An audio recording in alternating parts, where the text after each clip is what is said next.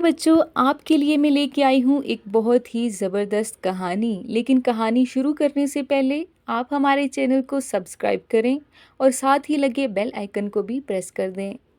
شکریہ۔ تو چلیے شروع کرتے ہیں آج کی کہانی۔ ایک دور دراز گاؤں میں زاہد نام کا ایک ظالم شوہر اپنی نرم دل بیوی عائشہ کے ساتھ رہتا تھا۔ زاہد کے دل میں اپنی بیوی کے لیے کوئی محبت یا احترام نہیں تھا۔ وہ ہر وقت اسے ڈانٹتا، مار پیٹ کرتا اور اس کی زندگی کو جہنم بنائے رکھتا۔ مگر عائشہ ایک خاموش اور صابر عورت تھی جو ہر ظلم کو برداشت کرتی اور اپنے شوہر کی خدمت میں لگی رہتی۔ ایک رات جب گاؤں پر گہری خاموشی چھائی ہوئی تھی، عائشہ نے زاہد کو ایک عجیب و غریب فون کال کرتے ہوئے سنا۔ زاہد کسی سے خفیہ باتیں کر رہا تھا اور اس کی آواز میں خوف اور بے چینی کا عنصر نمایاں تھا۔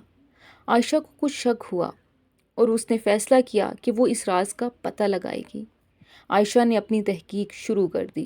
وہ زاہد کے کمرے کی تلاشی لینے لگی اور ایک دن اسے ایک خفیہ ڈائری ملی۔ اس ڈائری میں زاہد کی کچھ پرانی یادیں اور خفیہ منصوبے درج تھے۔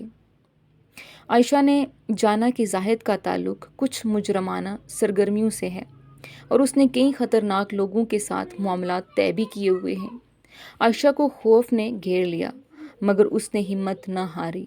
اس نے مزید تحقیق کی اور معلوم کیا کہ زاہد اور اس کے ساتھی گاؤں میں ایک بڑی چوری کے منصوبہ بندی کر رہے ہیں۔